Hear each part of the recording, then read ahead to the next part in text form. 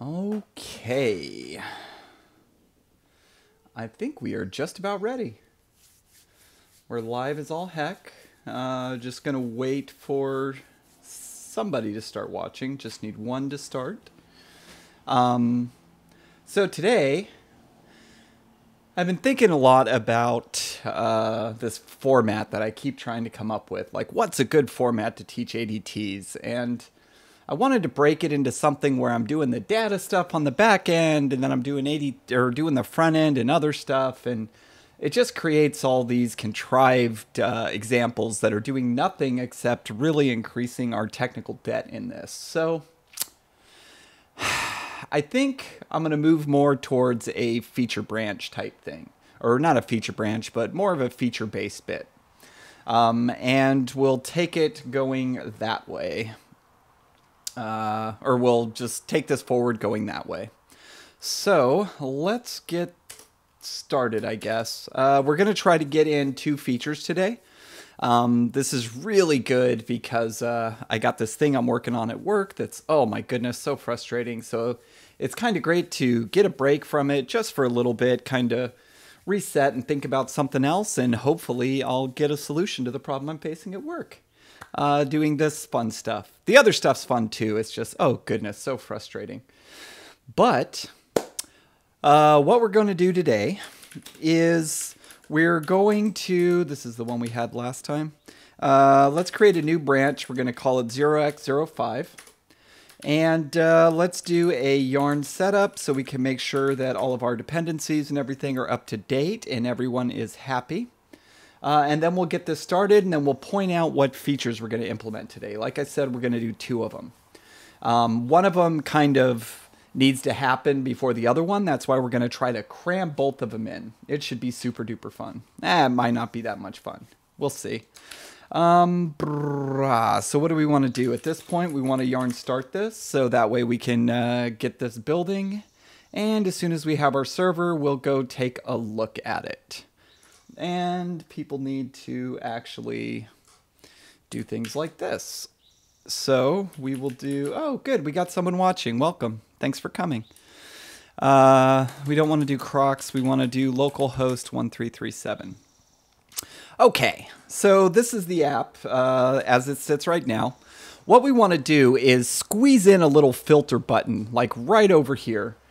And when we do that, it's going to, I know that this is growing and shrinking, but it's going to, how would you say, take up more real estate. So what we're going to do is, since we're going to have another button there, to be able to keep this extended as fully as possible, and we might be adding other buttons to this area, we're going to switch to an icon button. So this is just going to be a plus button.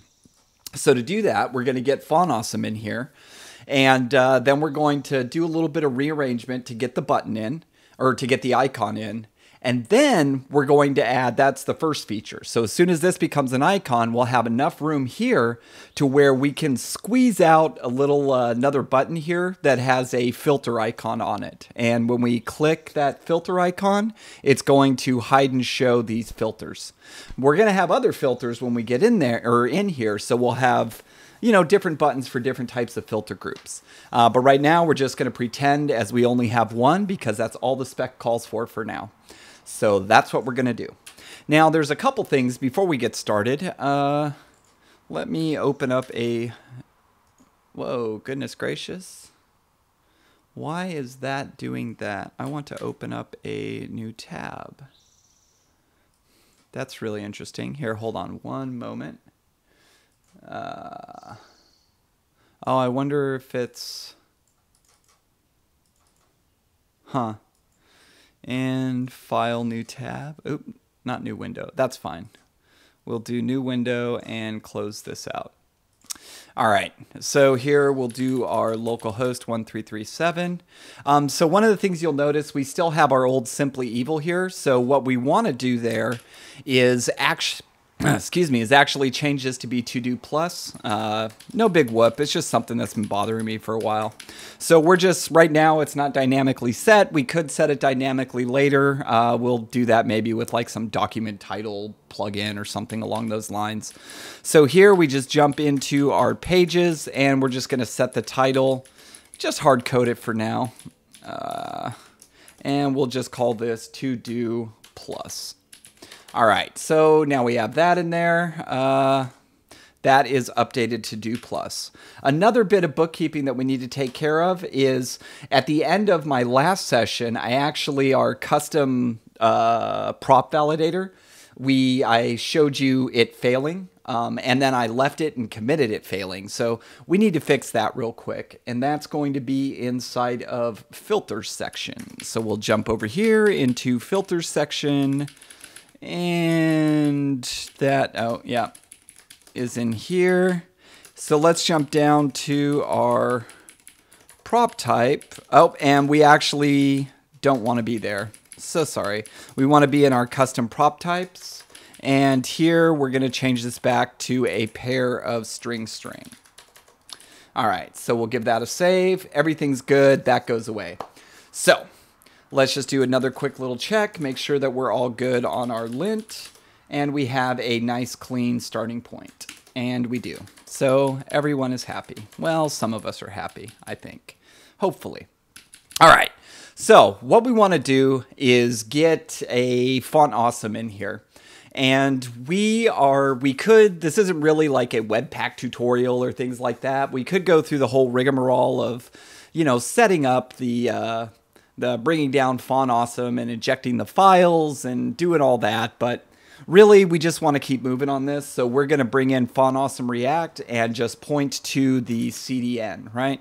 So let's do React font awesome, and we do this and we do that. So we just do yarn add React font awesome and get that added. Okay, and like I said, we're not really going to deal with how would you say, setting up the Webpack implementation. We're just going to use the CDN. But for now, let's just go ahead and update this button. So what we're going to do is kind of make this a multi-purpose button. We're going to go ahead and bring in some sort of icon. And down here, we'll do our default prop for icon to be a blank string. And oops, there we go. And we want to set our prop type of icon to be a string. So now we have all that. This needs to actually be icon. And also, if it is such a beautiful day and we don't get a lot of like sunny, nice, cool days here in the Portland area. So I kind of have the windows open. So if the, sound of tweeting birds and the occasional person driving home from work starts to get you down, I'm really sorry. But if, it gets to be too much, just let me know and I can shut the door. Hashtag forest problems, I guess, is a good way to hashtag that. But yeah, let me know if it gets too annoying for the one person that might be a bot watching. All right. So now we have the icon. We have that in there. What we want to do is, number one, we're going to check to see, since we have it set to a falsy value, we'll just do button icon and look at icon. So that way, if it comes in with a blank string, that's going to be falsy, which we'll see as falsy. And this will evaluate to nothing and not add that class. Otherwise, if there is a string there, it's going to add that. We're not going to, do too much validation on the name or things like that. We're just going to let it pass through as is. Yeah. So now we need to bring in font awesome, and we'll do from React dash font awesome. And now we have that. So good. And let us, how are we going to do this? All right, so let's do content. And if there is an icon, we're just going to throw away the children or like the text. But not really. Later on, right now we're going to throw away the text. But later on when we start adding the accessibility bits, we are going to use any text provided to be the label for any screen readers or tooltips, things like that. But right now we're just going to throw it away because we're not focusing on the accessibility at this point. So what we'll do is check to see if icon is Groovy Tuesday. And if it is, we will do FA. And we will bring in name and just pass in what icon is. All right. And I think that's all we need for that. Now in the case of here, we want to do the children. And then down here, we just do content. And that is all we need to do. All right. So now we have that. We have this icon button, or we have this button that can be an icon. Let's go ahead and adjust our add to do. So that way that the button that we're using, pardon my scratchy throat, we'll get rid of this and this. Actually, let's just get rid of all that and replace this with that. And what is the next thing we're going to do? We're going to do icon is equal to, and we'll give a plus name. All right, so now if everything compiles and everything's good, notice we don't have the icon showing. That's because we didn't bring in the assets yet. We have a thing there with our span that has our FA icon and all of that. Nope. See, it's a good thing I checked. So we will do df this, and this becomes icon. So now that should push our plus in there. And now we have our FA plus. So now we need to get in our stuff from a CDN. There was a link on here. Here it is. So we just jump to here, and we want a Pug version. So since we're using Pug, we'll just grab this. And let's open up our page. And bada boom, bada bing. Oops. We'll just paste this in. And do another one of these. And then, there, we have our plus. But I don't really like the size of that. So let's go ahead and for these buttons, let's make them size equals, I think it's LG for large. Let's see what that looks like. All right, so that looks a little better. I like that. And now our button works. So let's just check button. And we still have our enter working, check button again, and doing the whole clicky thing. It still works, so we can now move that. All right, and then of the completed stuff, let's we're gonna have more laundry to do, so good. So everything is still working as expected, but now we just have our plus there, and we have the ability to make icon buttons. So that was pretty fun, huh? All right, so that was the first feature. That one was the easy one.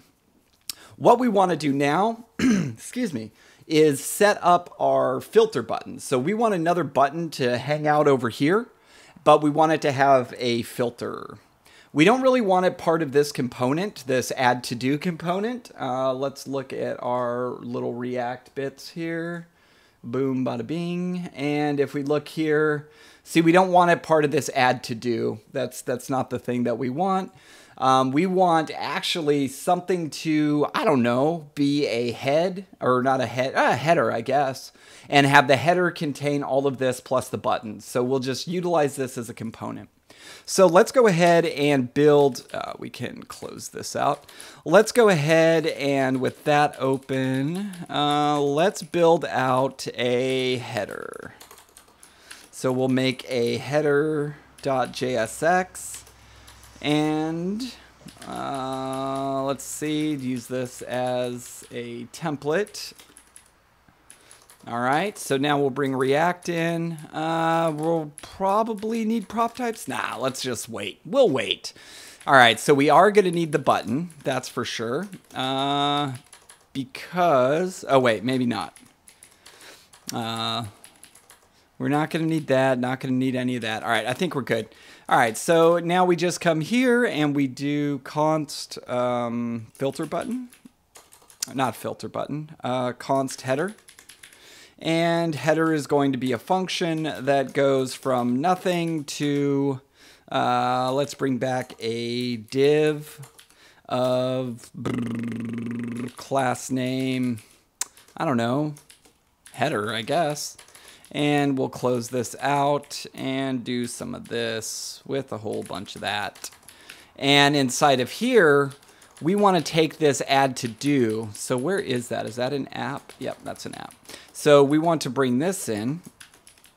And we'll just do that to bring in add to do. And we'll do add to do. Okay. And now that's our header. Export default. And we will do header. All right, so now we can replace this to be header, and we'll bring that in from header. Boom, bada bing, and where is that to do? And there we go. All right, let's see what we broke. All right, we didn't seem to have broken anything. We have our header that comes in here, but we have this thing actually pushing against the header because of this padding. And we want the header, we want this to be flat up against it. So we're going to have to add a little bit of CSS to get this going. Let's do some CSS to kind of clean this up a bit and change the way that we are doing our layouts. All right, so let's open this and we'll go source less components. And let's add a header.less, and this will hold our header code. And we'll do header, and good. And here we want to bring in header. Nope, that's not how you spell things, Ian. And give that a save. Nothing's broken. Give that a save, and nothing is broken. All right. So now we have this header class ready to set up. Let's take some of the stuff out of here, like for instance this grid row, since this is actually going to be the grid row. And we want to provide this spacing. All right, so we'll provide that spacing in the header, and let's see what that does to this. Now we have a problem because, so header has flex on it, right? Display flex. But this control add to do, this now needs to have a flex of 1 so it can flex its little muscles and everyone's happy. And that did nothing. That did not a gosh darn thing. Why? Why did that do nothing?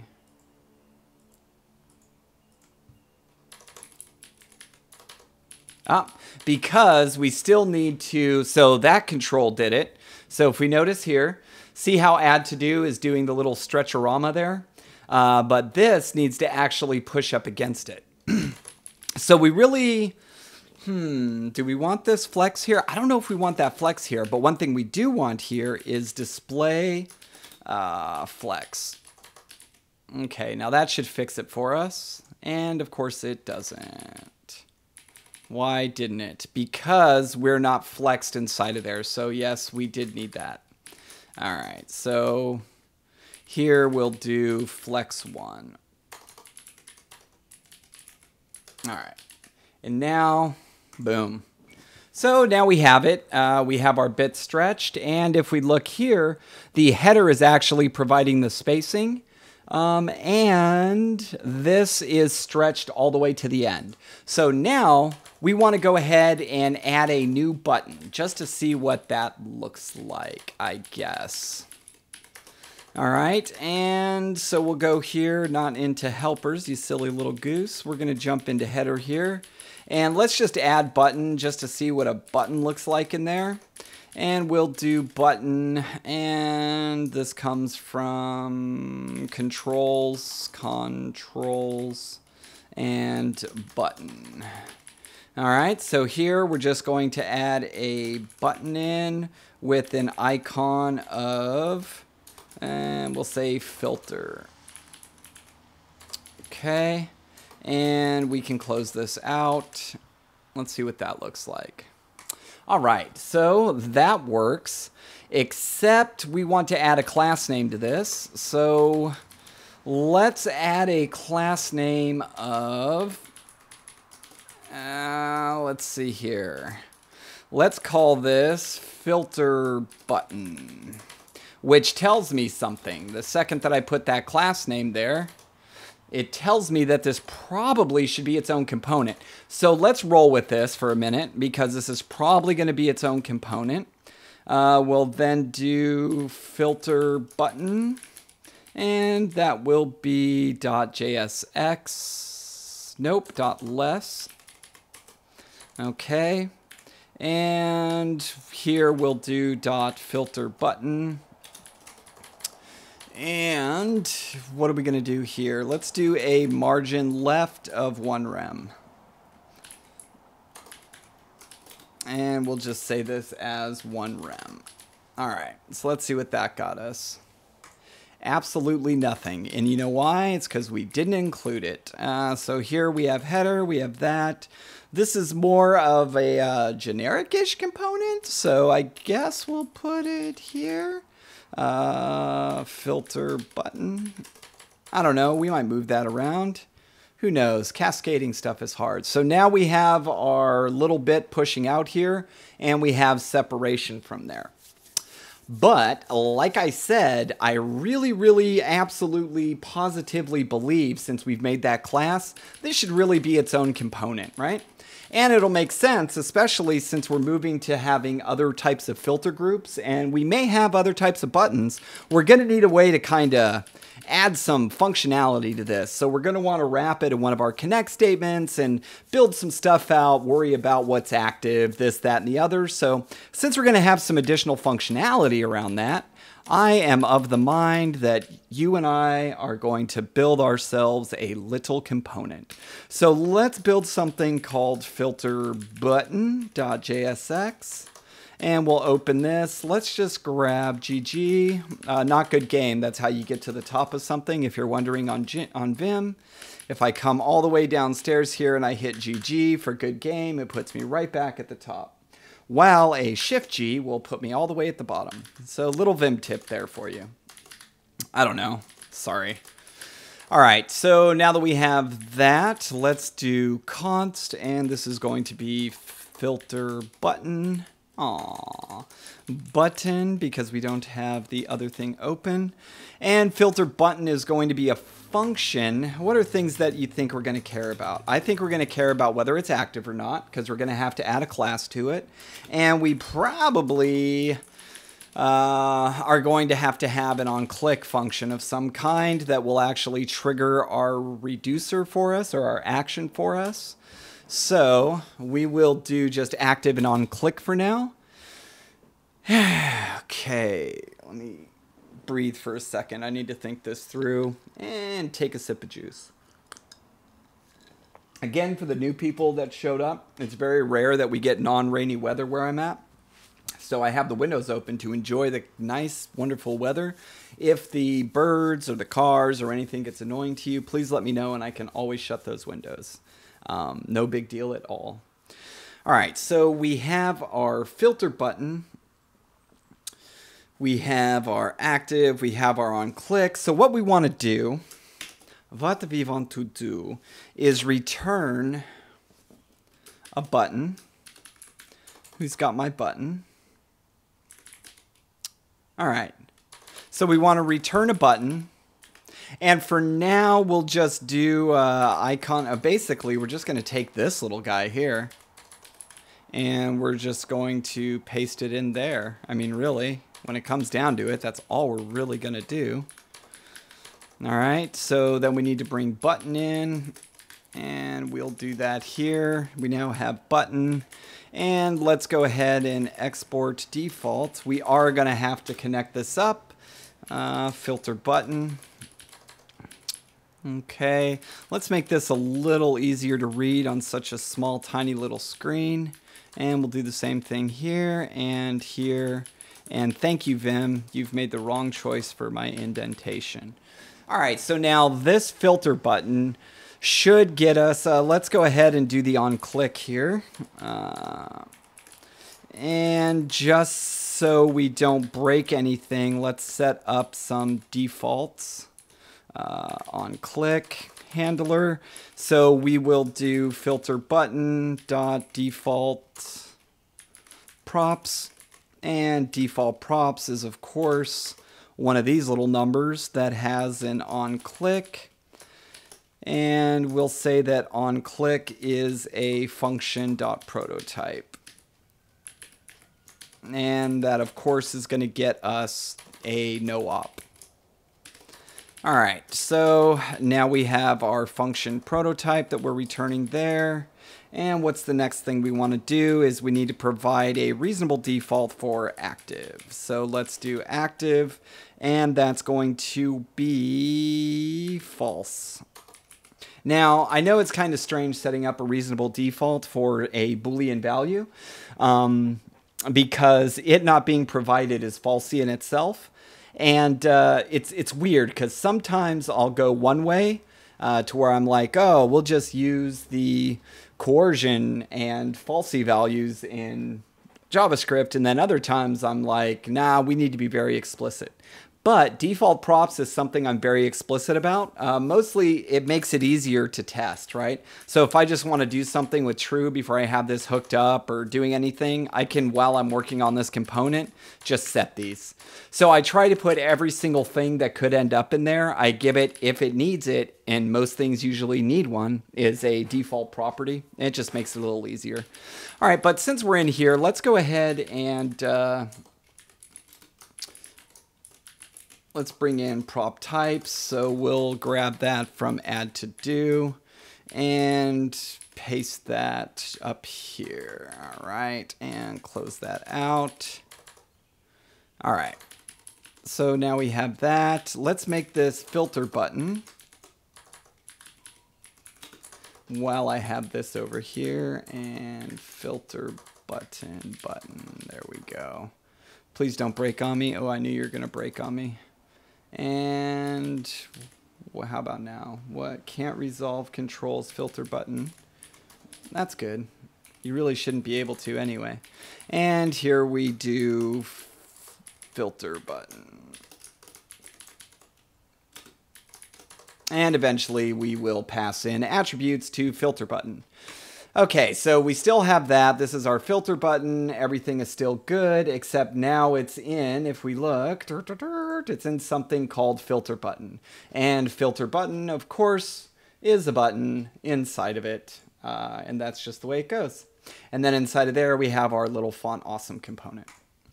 All right, so now everything is looking pretty good. So let's do some of this, and we'll throw some prop types in here just so we don't forget. And prop types, and we want this to be prop type dot Boolean, and we want this to be prop types dot func. All right, so that compiles successfully. Are we getting any weirdness here? Is declared prop types instead of prop types, so thank you. And here we just need to RP that. Oh, and RP, another Vim tip, if you're in here and say I want to turn this to something else like a 5, I can hit R and then type what I want to replace it with, and then it replaces it. So another Vim tip, why not? So R for replace. All right, so now we have that. Let's jump over here, hit Q. And what else? What else? Let's do a quick lint check to make sure that we are still running clean. And active is defined but never used. And we're going to get that with OnClick. So, all right, let's do something with active. We are going to bring in class names. So let's do import class names from, and we'll do class names. And let's make this an actual function that we'll just paste in here, and we need to return that bad boy. So here we'll just do classes is equal to class names. This needs to become class names, and jump back down. And that's going to be classes is equal to class names, and that's going to be filter button. And we'll do some of this. And here, let's just do classes while we're down there. All right, beautiful. And what we'll do now is do filter button -- active. And we will do that when it is active. Okay. So now we have our filter button. What's going on here? Trailing spaces are not allowed. All right, so now we have that. What would that look like up here, though? Not that bad. Well, kind of bad. On this resolution, anyway. It's a bummer having to do this on this resolution. Because it's just so big. Goodness gracious. All right, so what is that about? This is that, so we'll do this and get rid of that space. All right, so now we have active being used. We have all of that. Let's just do another yarn lint, and looks like we are clean. So let's take a look at our handiwork. So if we inspect this little feller here, or this thing here, we check to see that it has its filter button class. So now let's just jump down to our default, and we want to make sure that the other code is working before we move on. So we'll set active to true, and we see that we get filter button active. So now let's apply a class to that. Just for now, probably nothing that we're going to be, you know what? I should have left. That's what I'm going to do. All right, filter button. So then we'll do filter button active. And filter button active will, of course, just be BG green. All right. So when we're active, we're green. And when we're not, I guess we should also do white. Wheaten. All right. So now we have that. Anytime we're active, we're just going to have it that nasty, nasty green. We might darken it. What is it? Let's not play with that right now. That's total paint shedding at this, bike shedding at this point. Paint shedding? That's adorable. All right, so we'll see what it looks like without the active. We'll do that and jump over here. Make this back to false. And there it is with the normal button. Okay, so now that we have this active responding, we have all of that. Let's go ahead and we're going to add an attribute pass to this called filter group. Nope, not that one, you silly goose. We're going to add something called filter group here. Should we call it filter group? Let's see what happens when we call it group. Let's see what happens when we call it group. And here we're going to say status. I don't know. Let's see. Let's give this a little shot. So now we need to, even though this is going to be something that's calculated, or nope, it's not going to be calculated. So sorry. We're not going to reference it in here with group. It's actually something that we're going to use when we're building out our connection to Redux. That's the only place we really need to worry about dealing with the rendering of this. I know it's bad news sometimes to do that, but we should be all right. There's not much going on in this app, and if there does happen to be, we can always pay that back. So for this group, we're just going to have a default. It doesn't make sense for it to have a default, So what we're going to do is actually require it because it needs to have something to control. So we'll do PropTypes.string.isRequired. Is that right? Nope, that isn't. All right, so we should be getting a... All right, let's make sure our prop types are working. Delete to space, give that a save. And our group is marked as required, but so we're good there. All right. That is doing what we wanted to do. Okay, so now that we have our group in there with this pretty little filter button, let's see if we can actually get some things working. All right, so one of the things I like to do, let me just take another sip of my juice here. I guess right now, since we're about to switch over to data stuff, does anybody have any questions or anything like that? Anything you're curious about?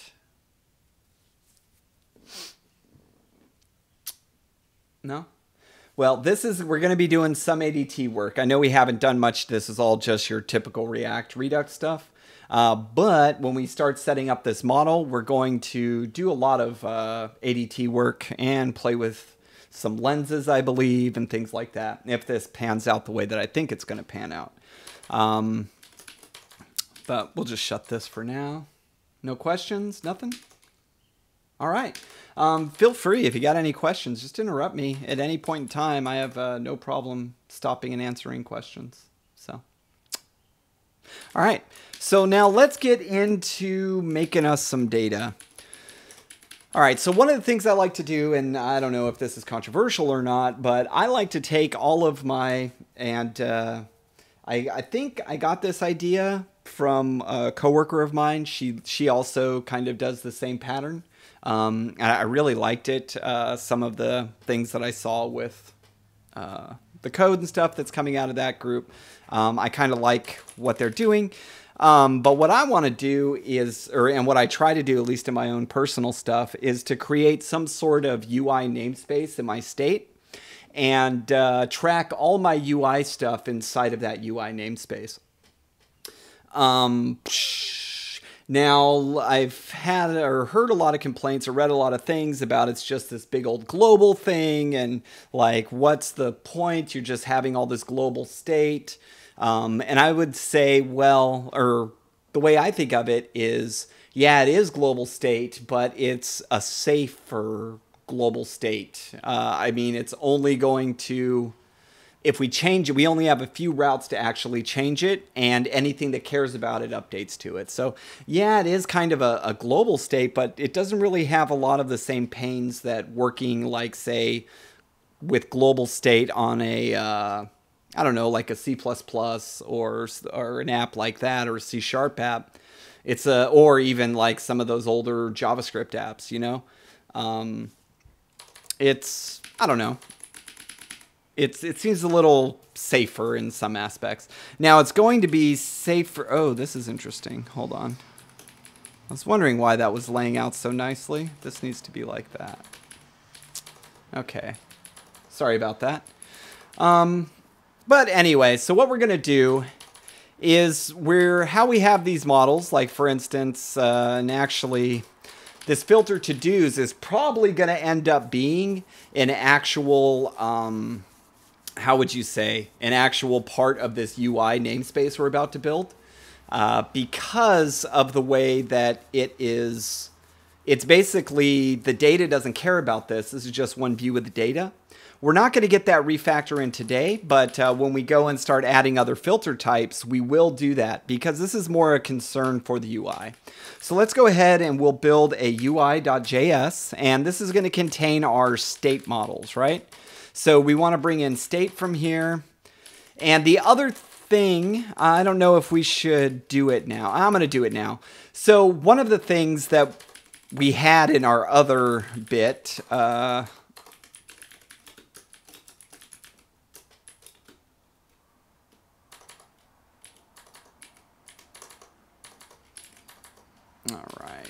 one of the things we did last time is we took all of our helper functions, everything that referenced crocks and all that on the component side, and we moved them into a helpers file. So that way we only have one place that we're referencing our dependencies.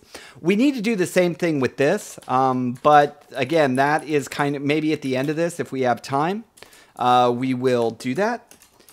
But it's kind of out of scope for what we want for this feature, and it's just going to create a lot of noise.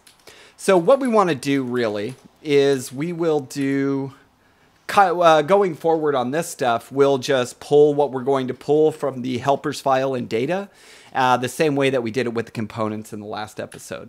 And then later on, we'll go through, because there's a lot of places, like if we awk crocks inside of source data, JS data. See, we should only have this crocks reference in one place, and that one place should be helpers, but we have it all over the place. So yeah, we won't fix that right now, but it is something on my list that we need to do, especially when we start bringing in other dependencies. Like we're going to be bringing in Ramda here, so we need to be a little more concerned about things like that. All right, so this is going to come from, what folder are we in? We're in models. This is going to come from helpers. Actually, we're in node. And then let's go ahead and require this file in. Let's see here. Let's do export. Oh, goodness gracious, excuse me. What are we doing here? We export that. So from this UI, we're going to export toggle filter group. All right, and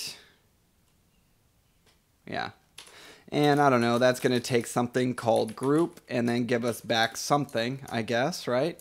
Oh, I did that all wrong. This needs to be like this, and this needs to have the space.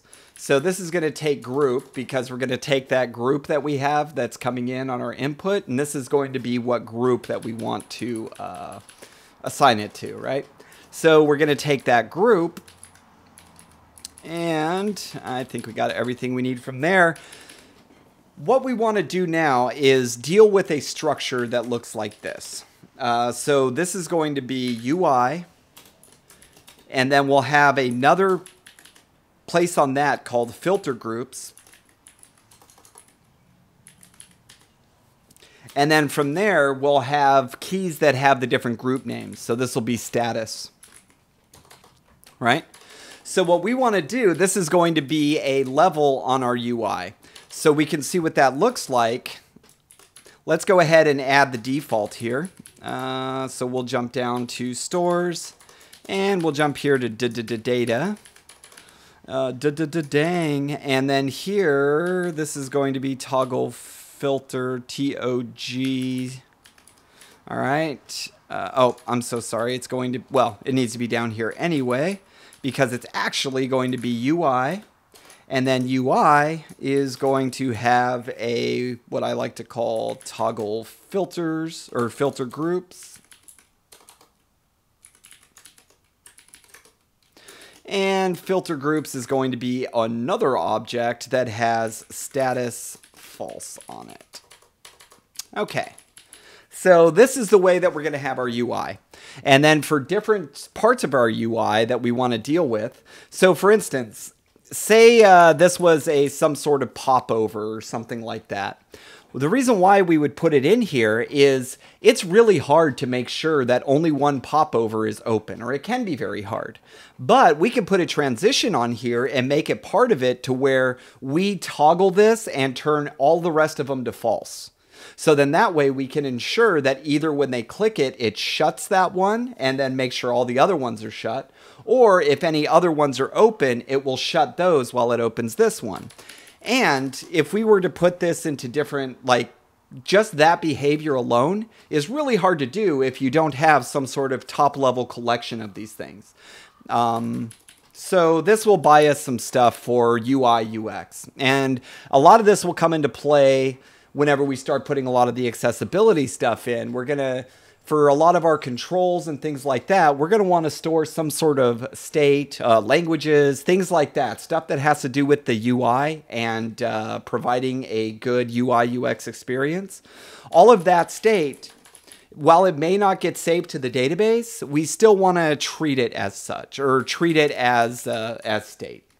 So anyway, even though this seems a little ridiculous at this point to like start building this structure, from building structures and things like these a lot, I know that it's kind of best to just get this stuff grouped together at least one level down from your UI one.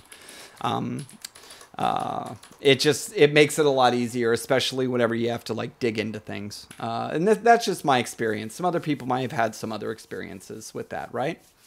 So now we need a way. So let's think about how we're going to do this actual state modification, right? Like we need to do it in a very specific way. Now, should we really set this up right now? Or should we read from the state? All right, so I like doing my reads first. We'll get back to this. I promise we'll get back to this. I'm sorry, I should have did this first. So now that we have the UI in here, we want to set it up to where we can make sure that we're reading from our state properly. So let's do our connect and all that. It'll just make it easier while we're debugging this if we can read from a known state. It's just another thing that I found. Before you write any update code or things like that, it's usually best to get your display code in there, because as you're writing your update code, I mean, it's common sense, right? But it took me years to figure that out and actually get used to doing that. But I'm not a very good developer, so there's that too. What do we want to do? We want to go to components, and then inside of components, we want to go to our filter button, and let's just, you know, copy in some sort of connect thing. So we will awk for connect inside of source, jiggity.js, and components, and there's one in filter link, which is just downstairs. So we'll grab this and we'll throw that in. You know what? I bet there's some other things. Yep. So we care about this structure.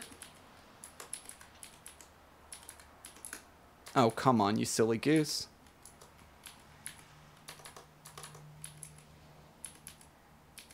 There we go. Sorry, my keyboard switched modes on me. That was pretty embarrassing. All right, so let's go ahead and paste that in. We have our map props, and here we want to take this. Oh, sorry. I'm coding from memory. Connect. And we will do map props. And there we go. So what we want to do with this is we do want to map active, but we want to map state.ui.active, nope, .filter groups. And we want to take D2 this, and we'll do own group. All right. And then we just come in here with group. Okay. And we need to do this, right? All right. So now we have that map props. This is what it's going to map active to. Hopefully there's no errors. And if we look, nothing has changed there. But if we jump into the store, set this to true, here's to hoping. And there we go. So now we have it set up. It's actually reading from our bits. Now, one of the things we can do, so you'll notice that if this is here, everything is good. But what if it wasn't there, right? What if it was, I don't know, not there? Well, one of the things we could do is if we bring in, let's bring in from crocks. Like, so we could set this up to use a maybe, right? So when this is run, what we'll do is we will do prop path. And here we'll just do UI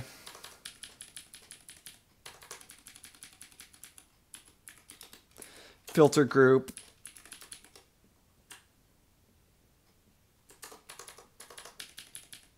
No, with an S. And we will do group.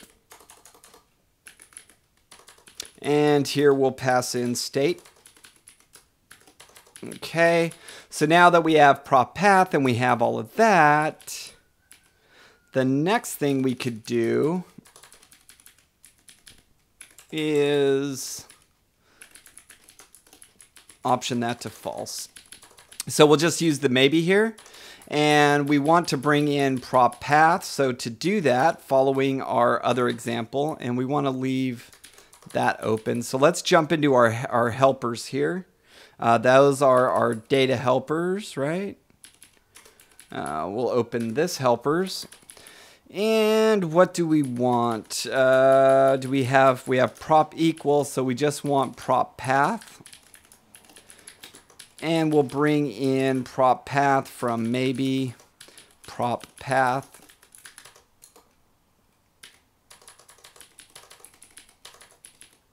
All right. So we have that, and then here we want to export that.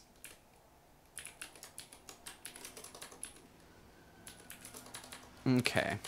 So now that we have prop path in there, let's go ahead and bring that in from up here. We want to bring that in from helpers, so we can just grab that. What's the best place to put that? We'll put that here, and we want prop path. Okay, and now the neat thing with this, why are you saying that things are busted?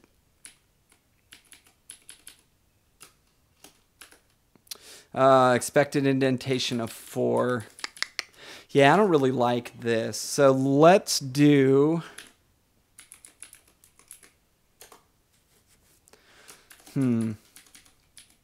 All right, so let's do this. See, I don't want to build a function. We could do that, but how does this look even? I don't know if I like that. Personally, I don't think I like that. So while it's great and all, it gets it in the maybe, it gets us our option, it does things like that. I mean, I guess we could do something like compose, and we'll call this active group, asking the question. Then we can do compose and prop path v word, or let's just go to the end. Boom, I guess. P, and then we'll get rid of state there.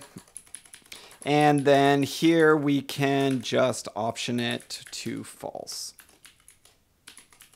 And we could put in another check to see, but a little thing. But we don't need to. Why is that being a silly little goose? Parsing error, compose. Where does that end? Oh, that's why.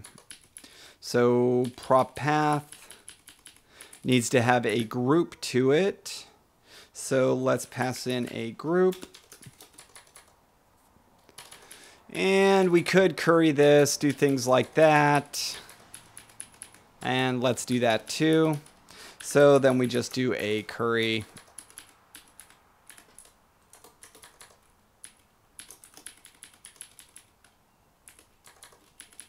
On group. Okay, so now, why does that still hate me?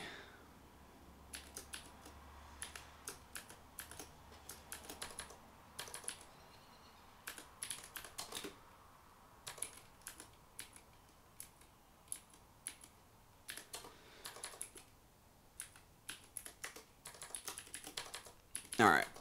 Sorry about that. That was ridiculous. So basically, this is just going to check to see if that exists. If this doesn't exist, it's going to return false. Otherwise, it's going to return whatever the value is. So now we need to bring this in somehow. So we will do active group. And because we're doing the curry and all that, this is actually, this is something that Crocks curry does that the like Ramda and them do not. Normally, like with Ramda, you would have to set this up like group, right? And then you pass in, I don't know, whatever we're going to call this is going to be obj or whatever. And then you have to, in your composition, call obj, right? But I don't know. I don't like that. I never liked that. So what we do with our query is we just keep applying functions or keep applying arguments until we get back something that isn't a function, basically is the gist of it. So now we need to bring in these other bits from our helpers. So we need curry, and curry is exported. So we're good there. So we'll bring curry in. What's another thing that we need? We need compose. So let's jump back upstairs. We'll bring in compose. Is compose? It is not. So let's bring in compose. Compose. And helpers compose, and we want to export, well, believe it or not, compose. Now I know this seems like extra work, but once we get rammed in there, you'll kind of see like why this becomes valuable, or why it can be valuable. Hopefully, anyway. I might just be crazy. Then let's do some of this and a whole bunch of this so it can look all pretty. All right, what is the next thing we need is option. So we need to bring option in and MOP. We will put option here. And let's jump over here. Do we even bring option in? We do not. So we have something from point free, don't we? We have to have something from point free. All right, we don't have anything from point free, so oh yeah, we do. We have map, silly goose. So we'll bring that in, and we will go option from crocks point free option. Boom. And of course, MOP, we need to export out option. All right, how far along are we into this? All right, about an hour into it. We still need to get in a couple things. I probably shouldn't have did this maybe thing, but hey, maybes are fun, right? Everybody loves a good maybe. Maybe. All right. Ooh, that's cute. All right, there we go. So now we export that, and that, and I think we are pretty good, I guess, maybe? And then that's going to put our active. So we are broke as a joke. Active group.option is not a function. Why are you not a function, you silly guy? Because we're probably doing something really wrong. And it's so hard to tell inside of here. All right, so we're going to do our prop path. Are we not bringing prop path in from the proper place? Prop path. Okay, so we have prop path. Ah, that's the problem. Well, what the heck did I call that on? Oh, I guess I didn't. That's awfully silly, isn't it? All right, so now we'll do active group, and we'll call that with group and state. All right, so now hopefully this works for us. And we notice that that's there. If we make this to true, it should still work. Boom. But if we happen to not even have this defined, it still comes back as false. So we're good. All of that worked. Now we are going to always want to make sure this is provided. I shouldn't have even done that really. Because that adds a lot of complication to our lens solution. We'll just leave that in there because we already made it. But yeah, so let's just add a signature to this. We'll say active group takes in a string group name, and then it takes in a state. We'll call it app state, and then it gives back a Boolean. Now, for us to really make sure it's a Boolean, we would have to do chain safe is bool.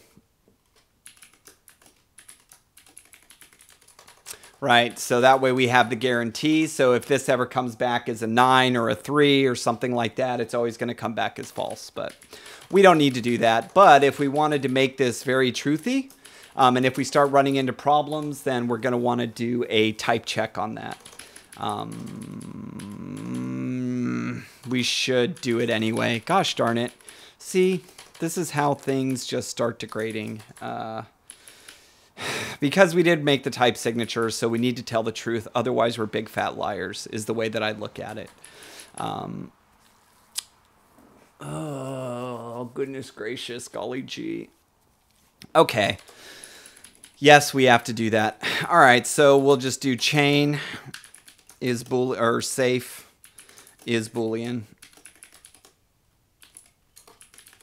Okay, and then all three of these need to come in from crocks. So we have safe, and safe is not exported, so we'll export safe since it is something that's used. We need is Boolean, so we'll copy over is Boolean, delete to this, Boolean, and here we just do this and is Boolean. All right. So now we have that. We need to export is Boolean, is same. That would go here. And let's just straighten this up just a little bit. Give it a little haircut here, if you will. And even if you won't. I don't know why I'm going through and organizing these, because we still need to add chain. Yeah. And chain's going to go right at the top, which is going to cause us to reflow it anyway. So that was great. Let's find a point free version here. And we'll grab point free, and we will do chain from crocks point free chain. Now, like I've said before, all chain is doing is applying the effect of whatever chainable it's acting on. So in our case, we have disjunction because we're doing it with the maybes. So what it's going to do is apply disjunction against our condition, which is checking to see if it is a Boolean. That's all you really need to think about chain, or using like Kleisleys or things like that. All it is an application of effects, whatever effect the ADT is modeling or representing in your code base. All right, so now we have that, we can bring chain in, we can bring all of those in, so we need chain safe and is bool. And where is that chain? And let's go to this point. Oh, goodness gracious. This is disgusting. All right, so we will do this and a little bit of that. All right, and S goes here, and is Boolean goes here. All right, put that down here, and some of this. Oops. All right, so now that should have gotten us all cleaned up. Don't know what to do. All right, so even if this is a truthy value, see how we have it to true. So even if I set this to bibbles, because it is not, or bibble, it's going to come back false even though it's a falsy value, because we have that chain in here. And again, if you got any questions about this, now's the time to ask. Chain was always very, very confusing to me. So, all right. All right, so what we're doing here is, let's jump down to where our chain is. So what we're going to do here is we do our little test to see if that prop path exists. If the path exists, it's going to give us back the value that's there. Then we're checking to see if it's actually a Boolean. And if it's not a Boolean, that pushes it to a nothing, of course, because we're applying the effect with chain. And then from there, we're going to option it out to a false value. So if it's nothing in there and none of this is valid, we're just going to default or error on false. We're basically just going to do false. Now, this saved us from, I know it looks like a lot, but doing these types of checks, try doing those in a component and see what they look like, or something like this. As an exercise. Is what I'm saying. So to get this functionality, see what that would look like, and then see how it looks like in this flow. But yeah, so just something. If you get bored or something and you want to be like, hey, I want to do an exercise.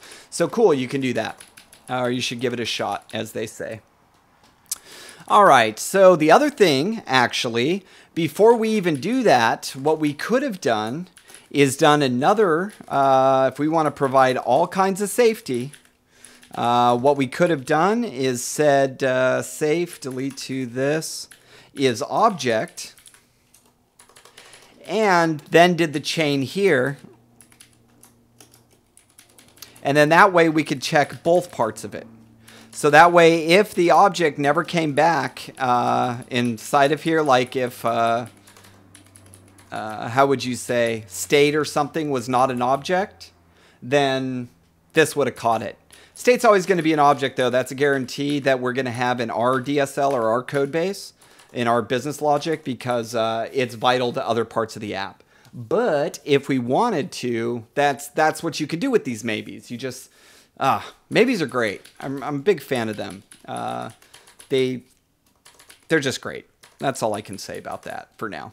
Okay, so now that we have this, let's go ahead and build out our data. So we have this thing here that actually responds to our state. We got all that working, got that hooked up through our map props, and did our little bit with our active group. So that way we can check to make sure that we're doing a safe calculation and we're not going to get horrible errors in places, right? We're pretty much done with this store, so we're just going to close that out.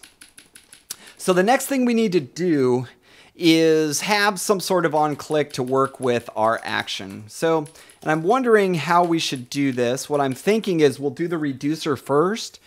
I don't know. Screw it. Let's do the model. Oh, goodness gracious. We'll just do the model first. Why not? We started that anyway.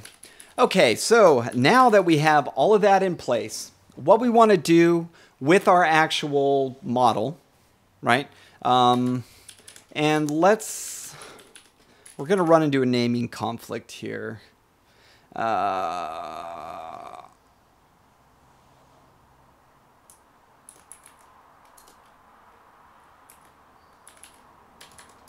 Let's do that for now.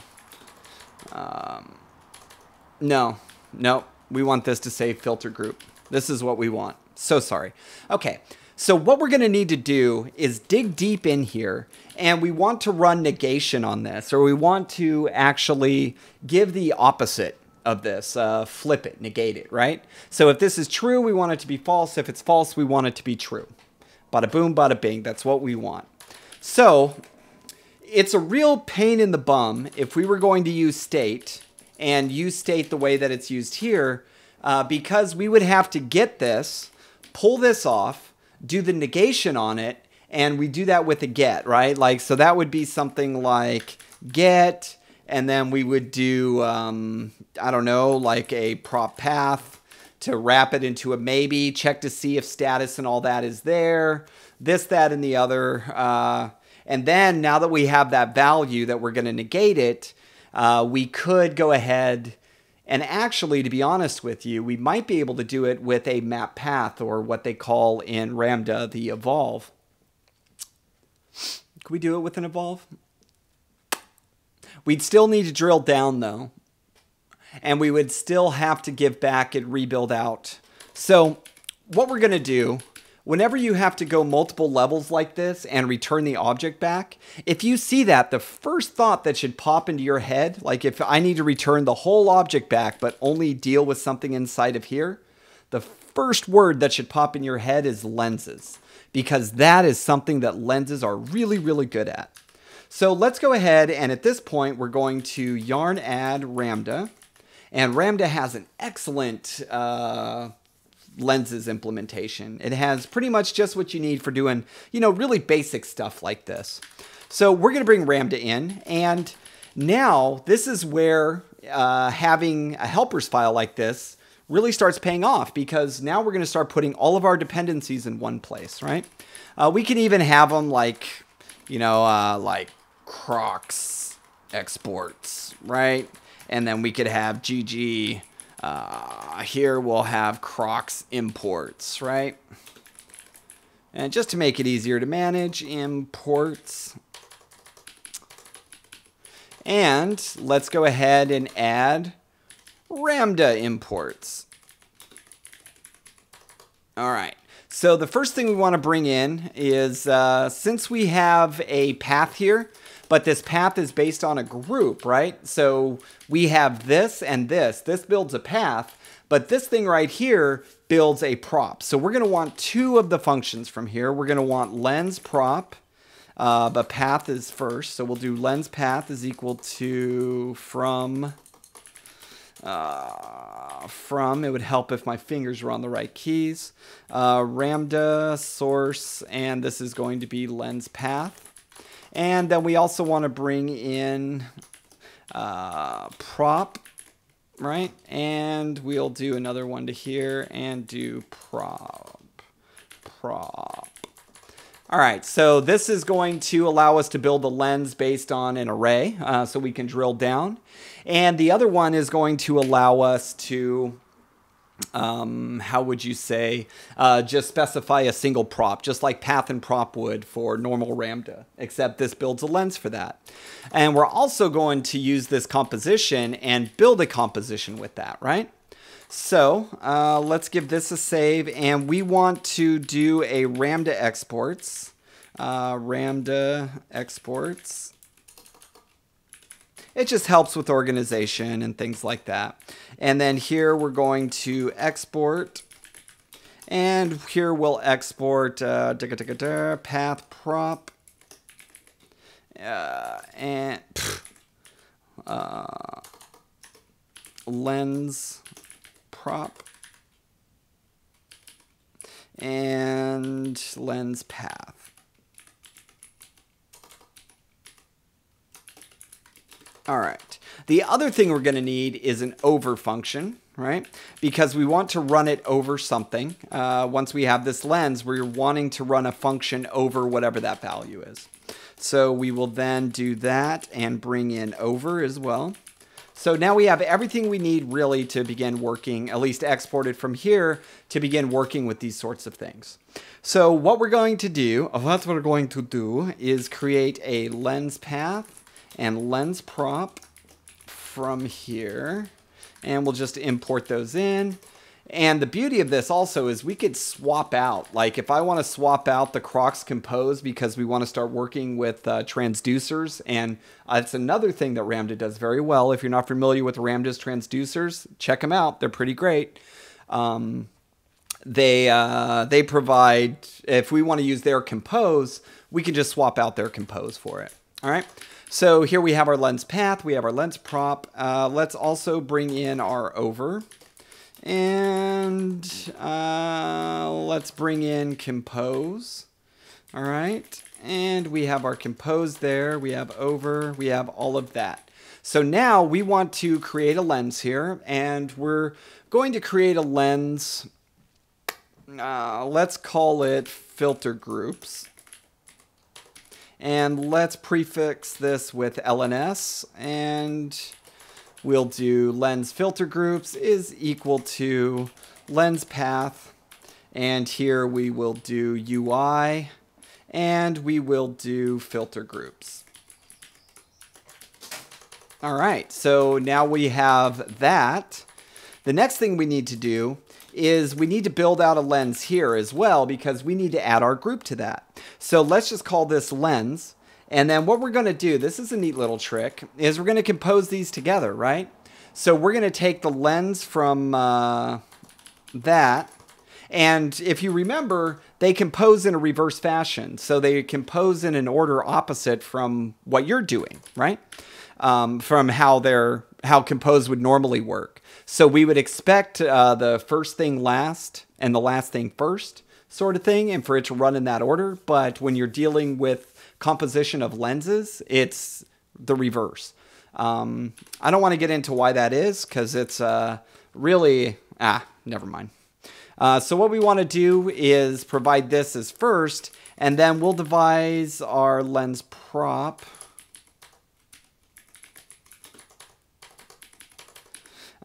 As group. All right, so now we have a lens that's going to point to where we want it to point to, the group inside of that. So it's going to see, it'll follow that. UI, filter groups, and then since group is the thing that we're passing in here, or it's the thing we will be passing in here, from there we just use whatever, in this case, it's going to be status. It's going to build that out. So now we have a path to that. All right, so now we have a way to get there, and we have a means to run over it. What is...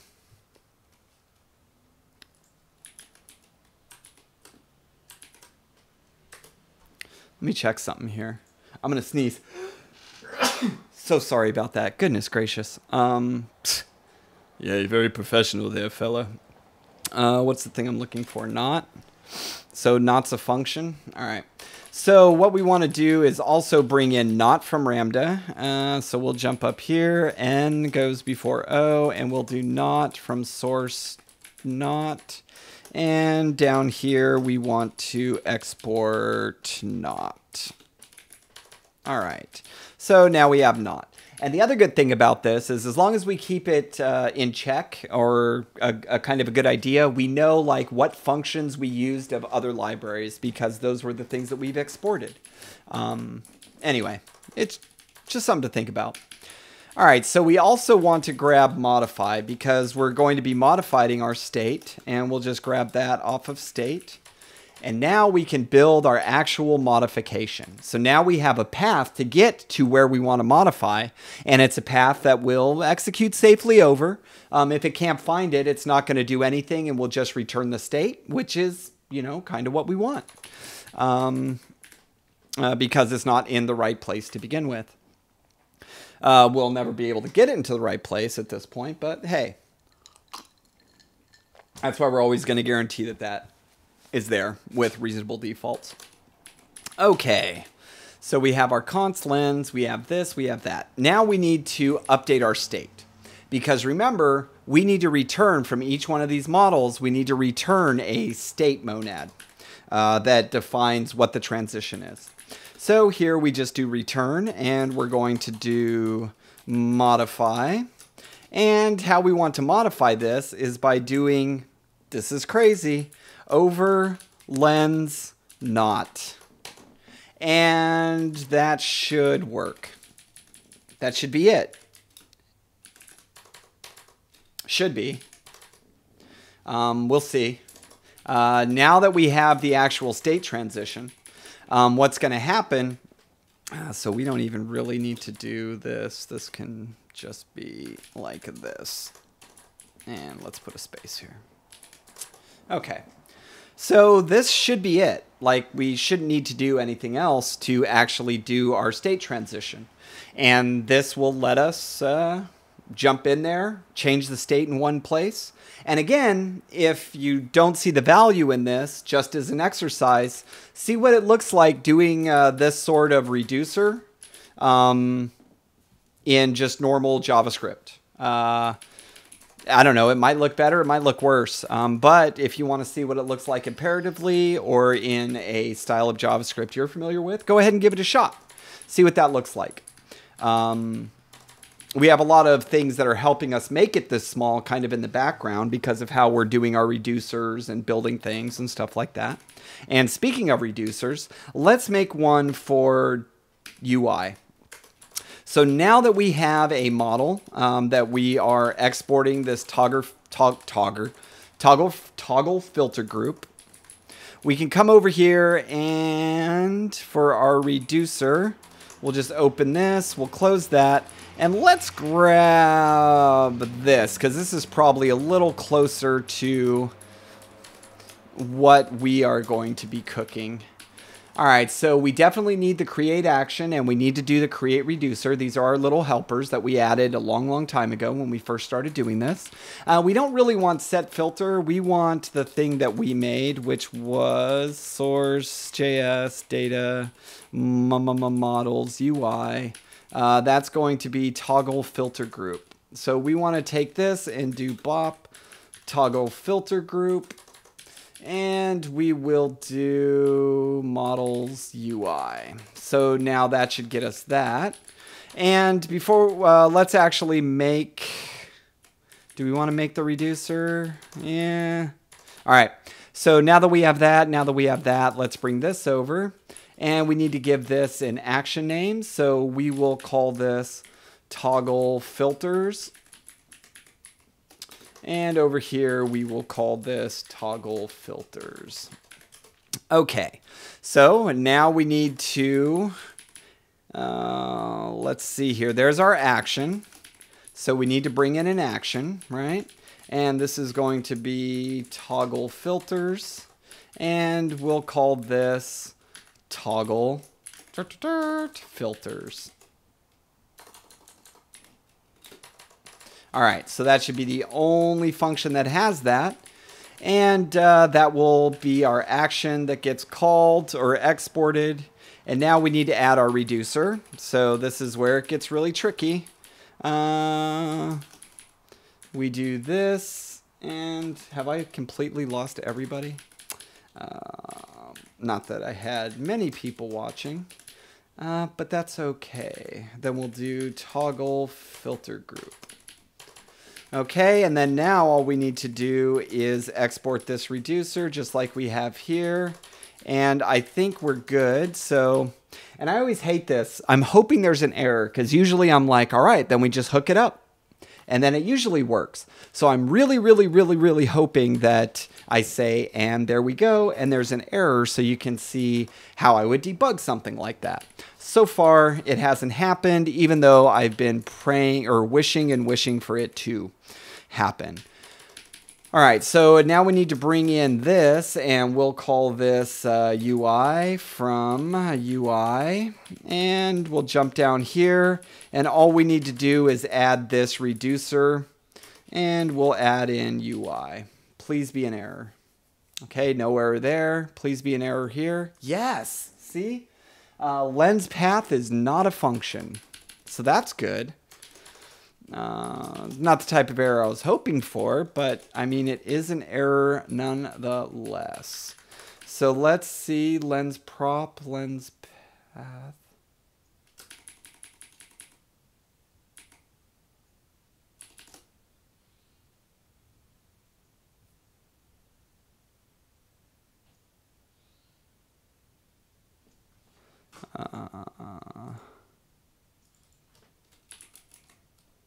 You know what? I might have been a little too clever with something. And I was. All right. Just for now, we'll reorder it in a little bit. That's got to be what it is. Got to have my pops. All right.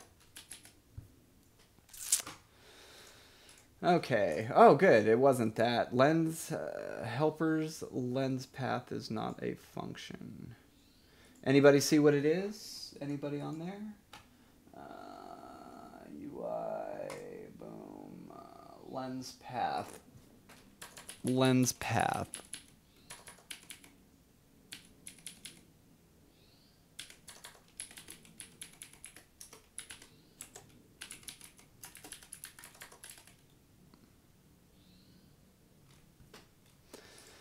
Okay, so it says it's not a function.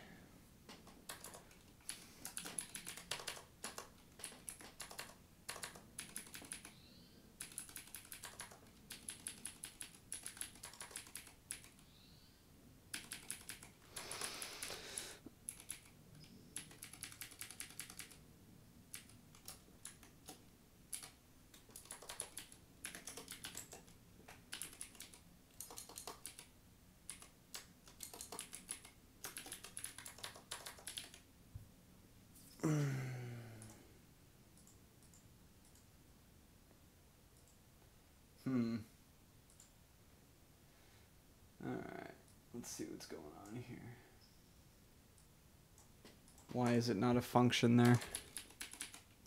Anybody see what's going on? Yes, no, maybe?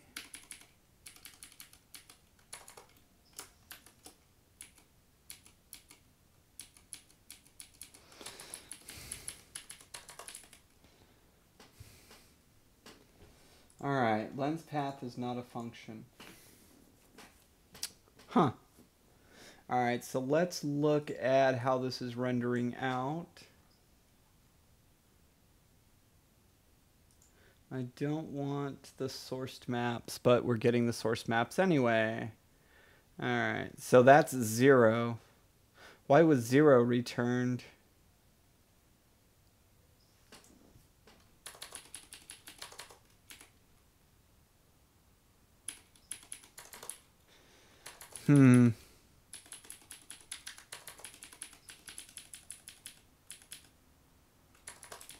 That's interesting.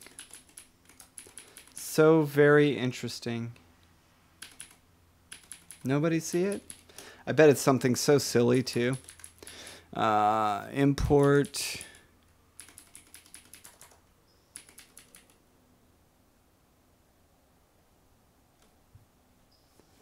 So that's coming back. See how it says it's 0? Like,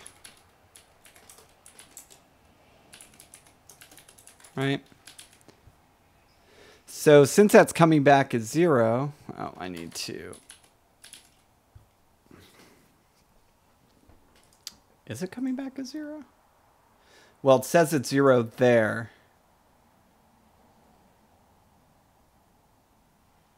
So it is something to do.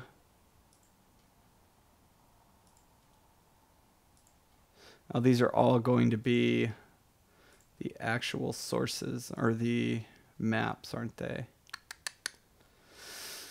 Oh, I hope they're not. Wait, let's just go here.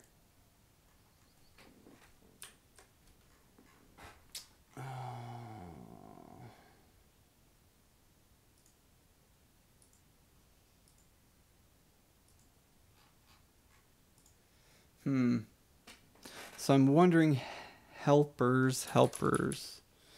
Anybody see what's going on there? This isn't the kind of bug I was hoping for.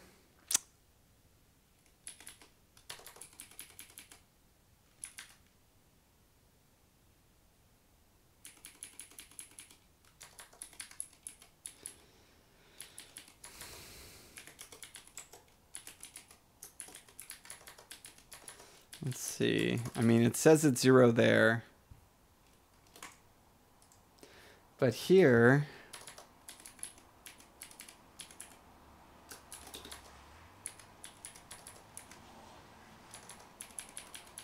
all right, I'm curious if it's something to do with, and I know this sounds stupid.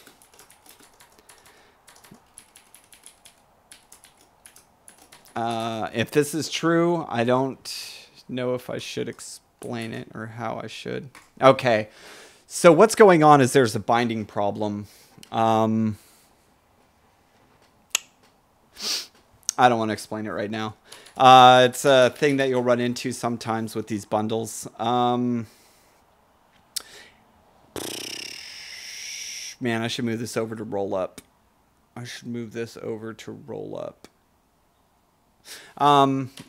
All right, I'm not going to explain what that is right now. I can tell you how I knew what it was, in case you're wondering. Whenever I actually went to console.log it was, how would you say, found. But whenever it was actually executed from the code, I guess you should say, or could say, let's see here. Well, anyway, yeah, I don't want to get into that right now. I wonder how I could fix that for future. I'll have to play with that. But anyway, this is working there. Let's see what happens here. And nothing. Good. See, this is the kind of stuff that I'm interested in. All right, so now let's open this up. It looks like we never got our bits. And you know why? Gosh darn it. It's because we didn't hook it up. See, I knew I should have hooked it up first. Remember, I was like, hey, I should hook this thing up. But then I didn't. Goodness gracious. All right, so now we go here to models, components, and where are we doing this at? It's in the actual filter button that we're doing it at. We need to awk map dispatch. What time is it? Oh, goodness gracious. Dispatch. All right, so there's one in filter link, of course, and let's jump into filter link.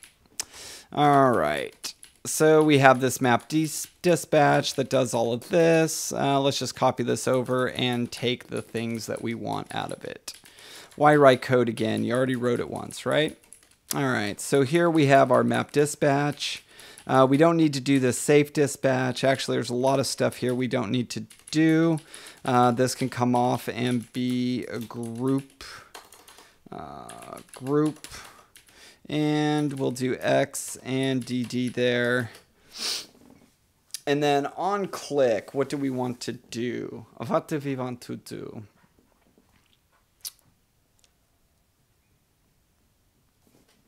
We'll do dispatch, and we need to import our reducer, or our action, I'm sorry.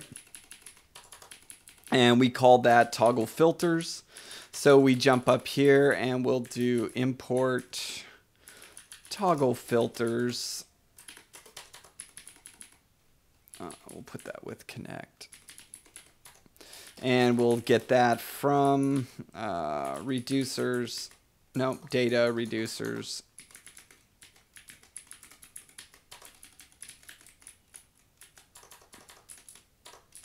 UI.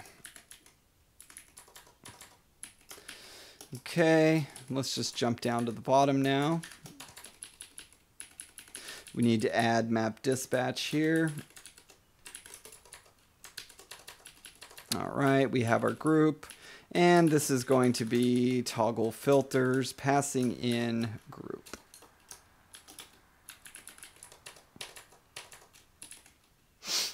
All right. Perfect.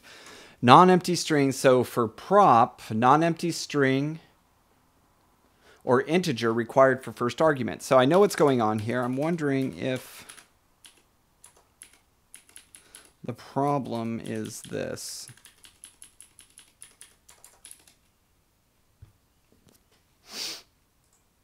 No? All right.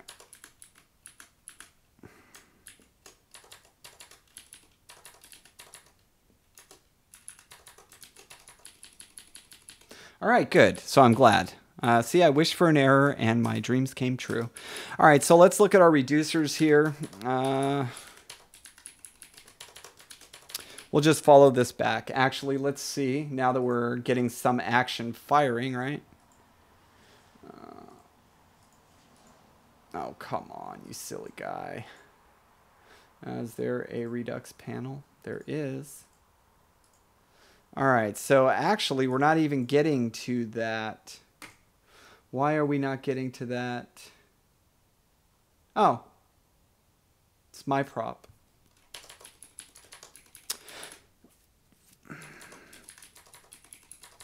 All right, so what are we doing with toggle filters? We do create action, toggle filters.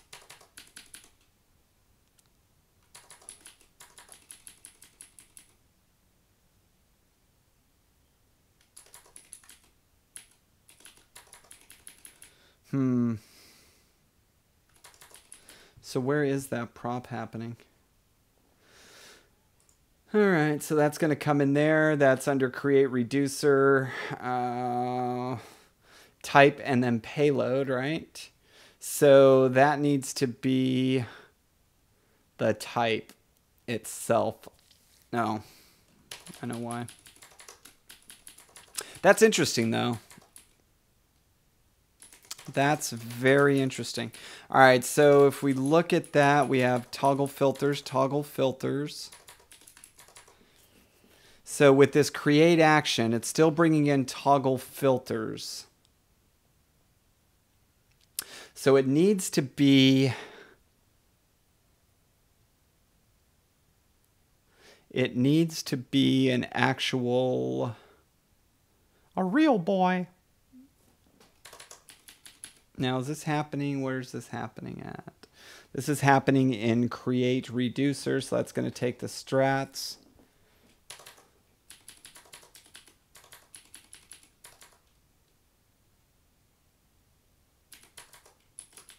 Huh. All right, stand by. Toggle filter group, toggle filters. And then how are we? Oh, bummer sauce. All right, hold on. I know what it is. Well, I think I do. Famous last words, right? All right, what are we doing down here? No, it should be toggle filters.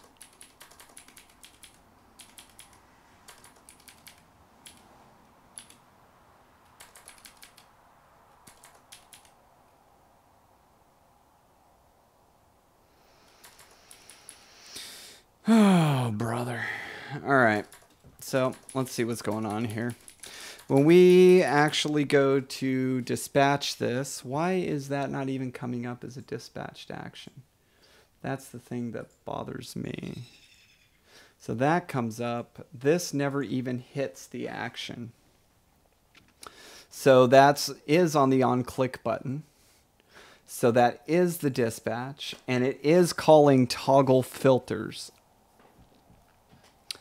All right, so that's cool. OnClick, we'll do dispatch, map dispatch. That should take the group off of that.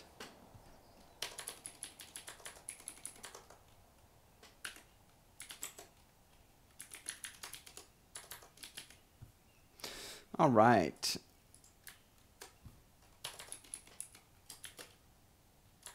Oh yeah, that's not gonna work.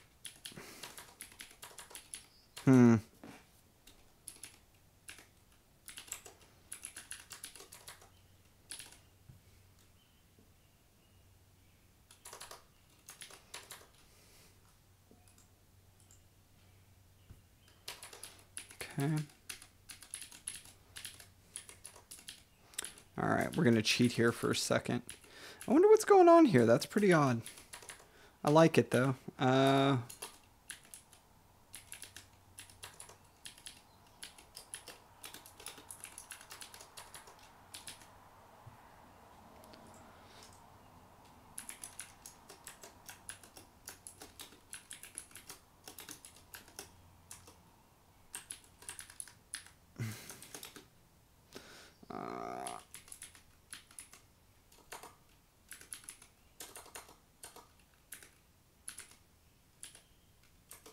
Okay. So it looks like it's something with our action creator. Maybe. Which is kind of strange. All right, so let's look at create action and see what it's doing. Or actually, let's look at another reducer. Oh, are you pooping me right now? Don't be pooping me. Let's look at to-dos. No, see? That should be all it needs. That should be all it needs. But it's like it's not getting the action in there. Huh. Well, this is sure the heck odd. I don't know what could be going on here. Let's just do a yarn lint real quick, see if I'm missing some assignment or something. Oh, brother. All right, so let's do this. Toggle filters. Let's make sure everything is hunky-dory. So we're not even getting into toggle filters. So let's look at our helpers here.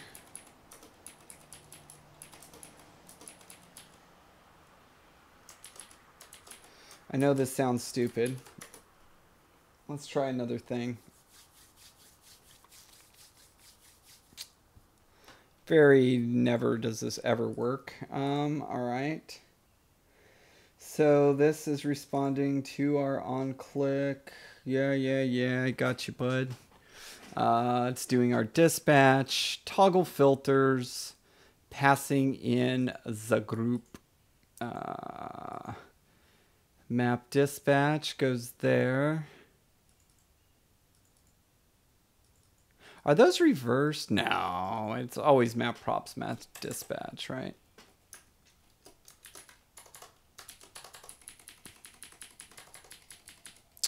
Is it the other way around? Hold on.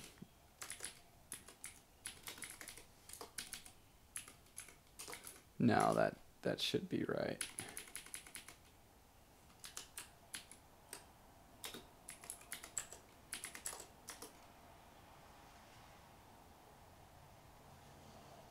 Map state. Yep.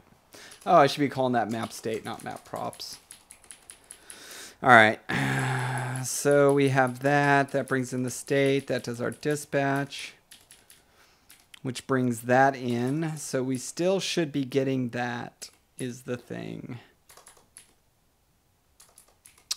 We still should be getting that no matter what. So let's see.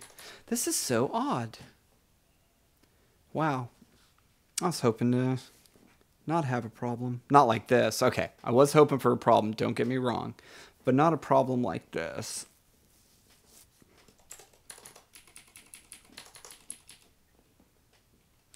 All right. So let's look at our helpers for create action. We need to figure out what's going on here. No, not this one.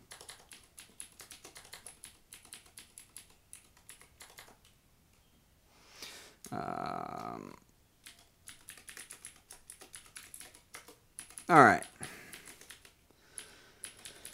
So that's then going to take a payload, a type, and a string. So it's saying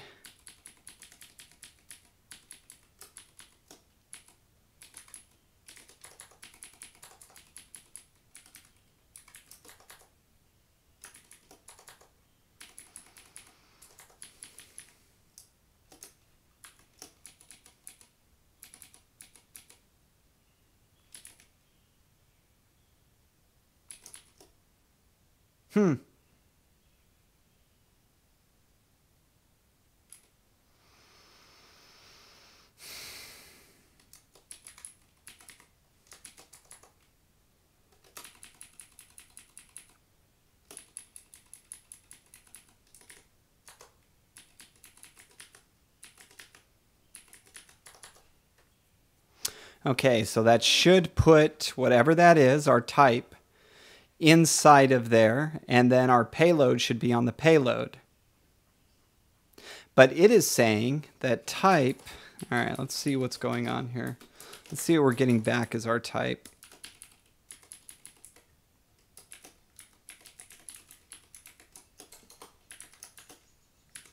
It's probably going to be super duper obvious, watch.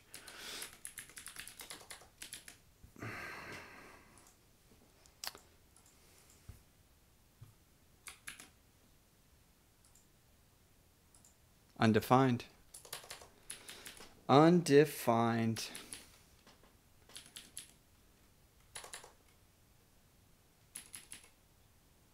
What is going on here?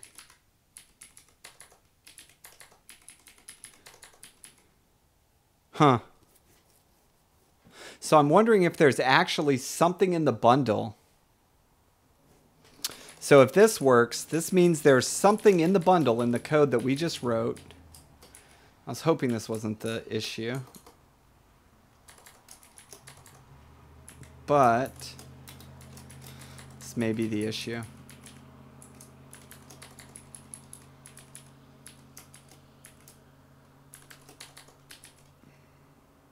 I really hope it's not the issue. Okay, good.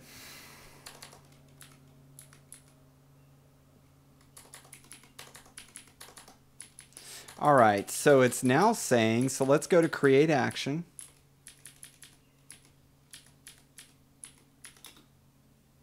And let's do this.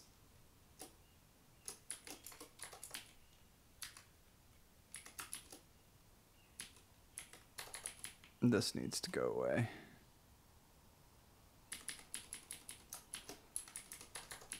Okay. And return needs to go away. Huh. This is so odd.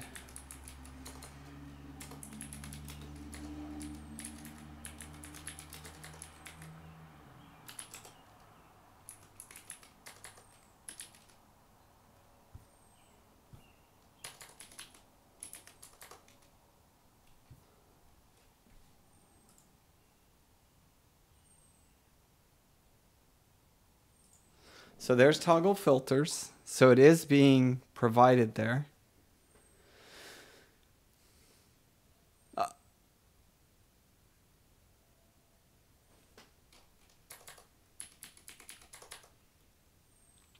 But then the function that we're importing doesn't seem to be the right function. Is there a problem with this import?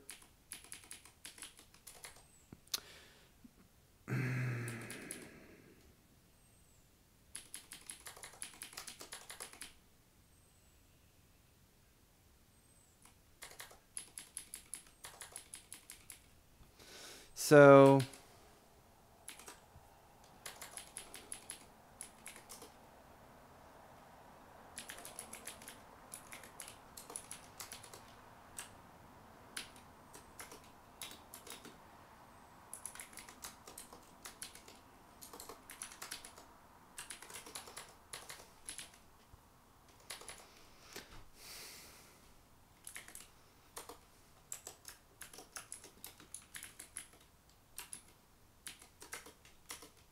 okay.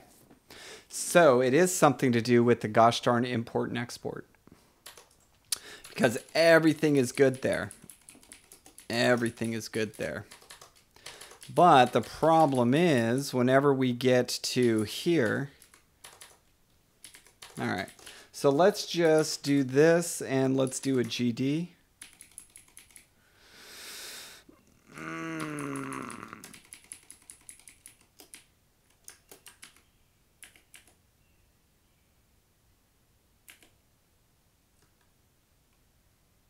Maybe we're missing something.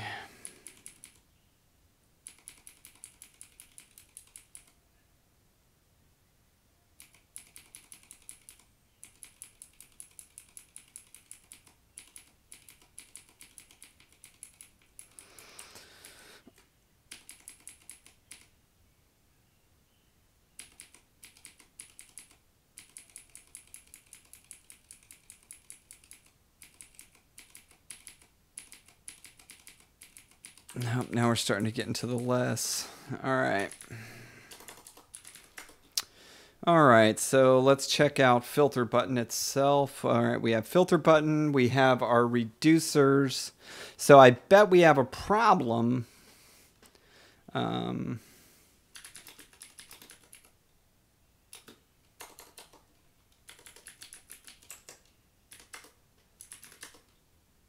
Okay, now we'll do a GD.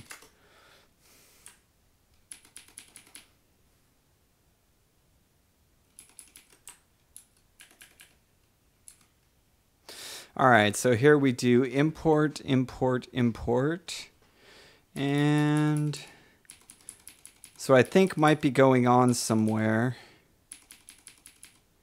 is we are building, but it's not building it. Export default connect.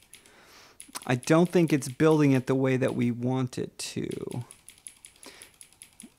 And these are exceptionally hard things to track down, and it's a bummer that we have to do this here. Export const togger. All right, so we don't have a default export for that, and that's fine. Okay, nothing much changed there. We got our toggle filters. We got that other export. We brought that in.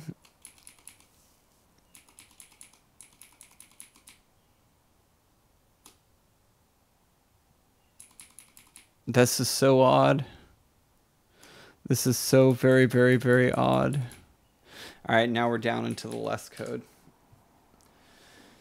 Oh, goodness gracious. Do anything work? Anything. All right, so those work. This does not work, obviously. And let's see what happens. So we added it from there. Let's see what happens when we add it from here. It's like we're losing our scope for some reason. Man, this is a real bummer. Wow, looks like we might be doing something probably tomorrow or something to figure out what the heck's going on here.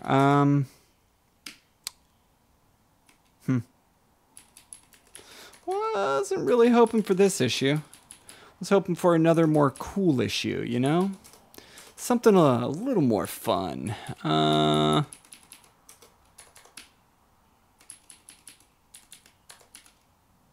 Oh, are you kidding me?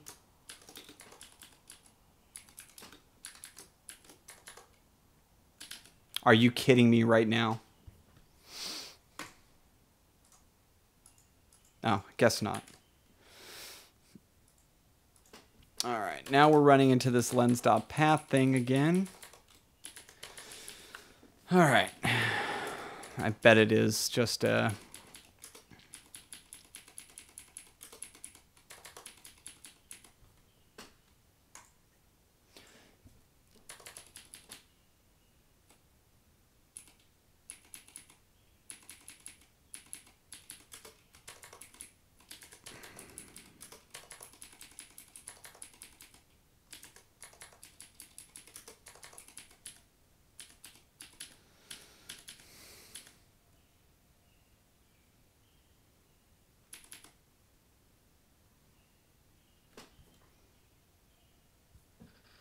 Huh.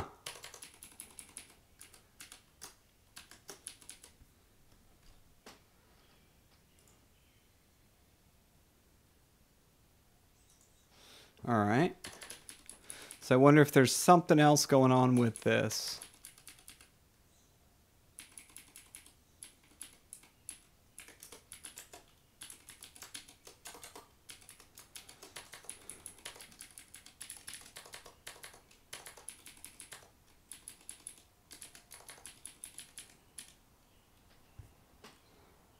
All right, so we're undefined there.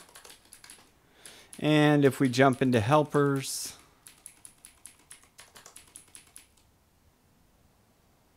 oh,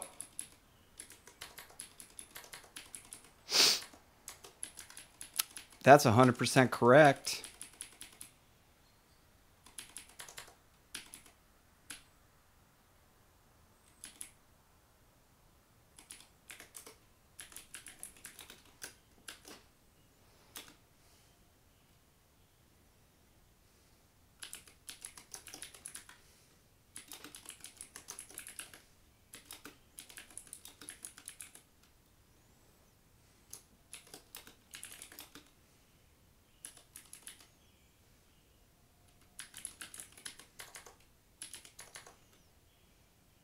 Okay.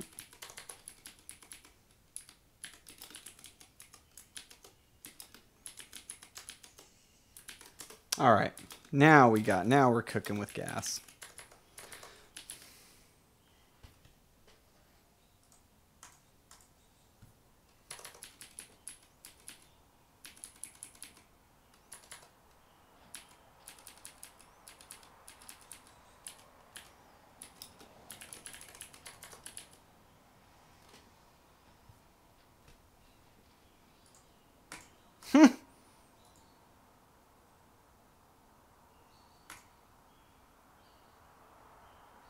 Are you kidding me right now?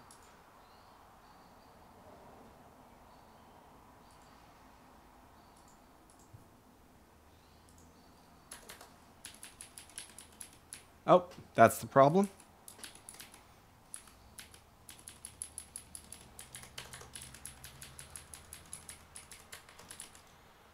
All right, now we're good. Okay, all of that, and now we're good. So now we have it to where it flips on and off. We ... and we can turn it on and have it active or things like that. Okay. Cool. Now we have that. Now we have that. So the last part that we're going to do is inside of this filter group thing. And actually, goodness gracious, we don't have enough time to do it. So I'll tell you what, I'm going to do a special, because it took a while to get this fixed because of my own silliness and references. what I'm going to do is I'll come on tomorrow. If you miss it or whatever, that's fine. It'll be recorded. But we're then going to finish this filter off to where, like, whenever this is false or whenever that's, you know, not highlighted or not with that, this will be hidden. And then when this is green, this will be shown. Sorry, that was totally my bad. So I got to get my kid to bed and do, you know, evening type stuff like that. So I'm going to take off here, and I will see you guys again tomorrow. And if I don't see you tomorrow, I'll definitely see you next week. Talk to you later.